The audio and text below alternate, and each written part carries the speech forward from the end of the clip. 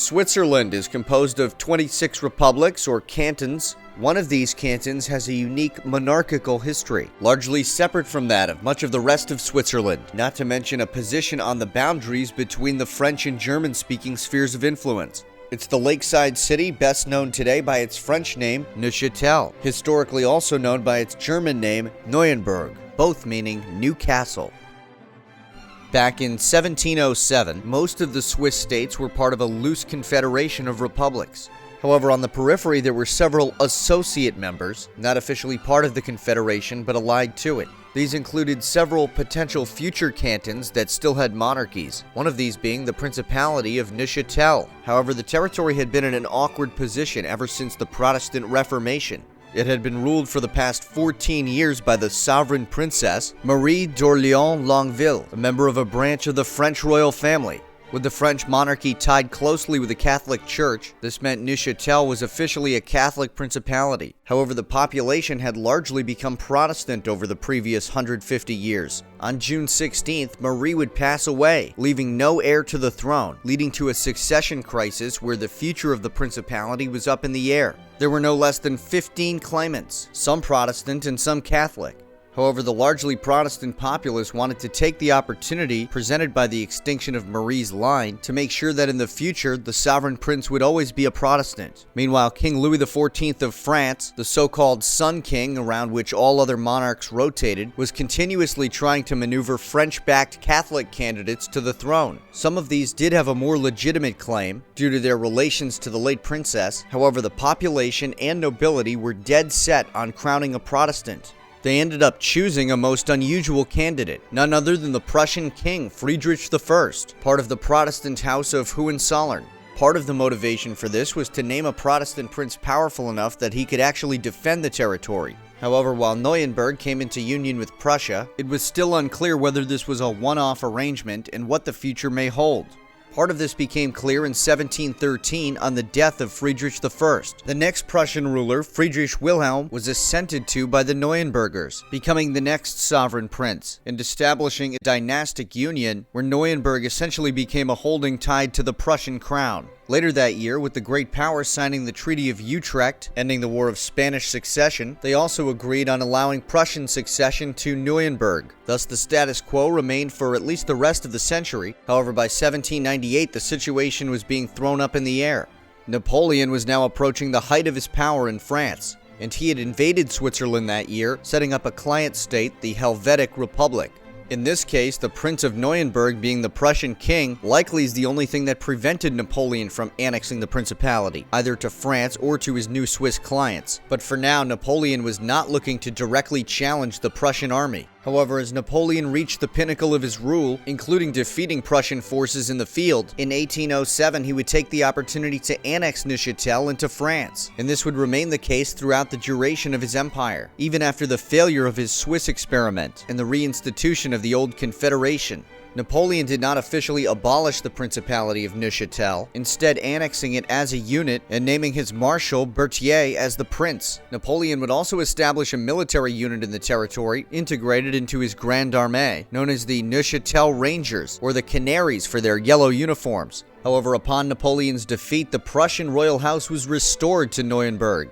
One of the first acts of the new prince, Prussian King Friedrich Wilhelm III, was to establish the Guards Rifle Battalion, essentially a re-establishment of the Canaries but within the Prussian army. There was also an agreement in place to join the Swiss Confederation, which was itself being reorganized again following Napoleon's defeat. On March 20th of the next year, Neuenburg was officially accepted into the Confederation. However, being a holding of a foreign power, it was essentially a separate entity from the rest of the Confederation, similar, for example, to Britain's Hanover possession within the German Confederation, or even to Prussia's own possessions within the Austrian-led German Bund. There was an additional layer of separation in this example, however, with Neuenburg also being the lone monarchy within the Swiss Confederation, which was otherwise now entirely composed of republics. For a brief moment, attention turned back to France, as Napoleon made his 100 days return in the spring of 1815. However, this was defeated, and by August 7th, the new Swiss Federal Treaty could officially come into effect. However, the disagreements between Catholics and Protestants, as well as between monarchists and Republicans, would rear their ugly head once again. It was the religious side that grabbed attention first in 1845, when 7 Catholic cantons of Switzerland essentially seceded, forming the Sonderbund, the separate union. Eventually, by November of 1847, the situation devolved into a 27-day war, the Sonderbund War, resulting in about 100 combined casualties and seeing the rebellious Catholic states defeated. Neuenburg and its Prussian rulers would remain neutral throughout. However, crisis would soon come to the principality itself.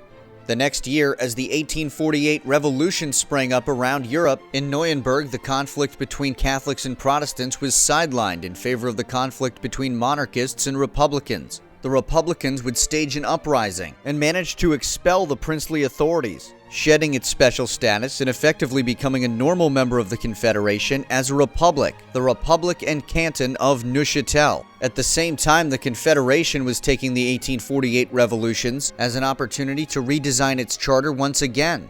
The intent now was to form a more tightly bound confederal structure, more similar to what would normally be called a federation, with a regionally elected central government. This was much more practical now that Neuchâtel was fully integrated into the Swiss system. However, this was not quite the end of the story, as Prussia did not intend to take the loss of its possession lying down. Throughout 1849, the Prussian state pressed for a return of Neuchâtel, with Britain and France even getting involved in negotiations. One proposal was for Neuchâtel to return to the status it had held prior to the Napoleonic Wars, as an associate of the Swiss Confederacy without being integrated as a member. A return to this status would potentially also allow for a return of the House of Hohenzollern. However, this proposed solution satisfied no one, and the situation would fester on. In September 1856, a crisis broke out as royalist supporters launched a revolt, but forces of the Republic crushed the uprising and took a large number of the rebels prisoner. After Switzerland refused to release them, Prussia broke diplomatic relations in December, demanding on the international stage for their release. Prussia began mobilizing its forces for war to show they meant business. This immediately got the attention of the other great powers who stepped in to mediate. War would be averted after French Emperor Napoleon III brokered a prisoner swap. The outstanding issues did remain, however, thus a negotiation would commence the following spring.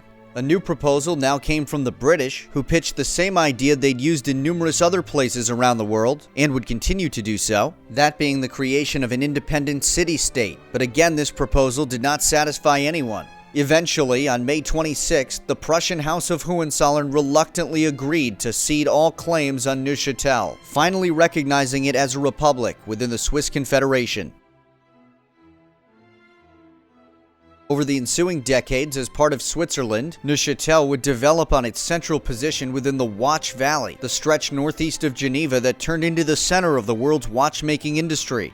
With Switzerland's neutrality in both world wars, for the most part, Neuchâtel successfully avoided being dragged into either conflict. The city continues to be prosperous, and today, in addition to the fine watchmaking, the city also plays host to advanced high-tech enterprises. These have all found a home in this unique town, the beautiful city on the lake. Thank you so much for watching. If you like this content, make sure to subscribe to the channel, like the video, share with anyone who might be interested, and make sure to leave your thoughts down below. Make sure to check out the project that forms the basis for these videos at apoliticalworldmap.org. Thanks again for watching. I'm Alex. I am out.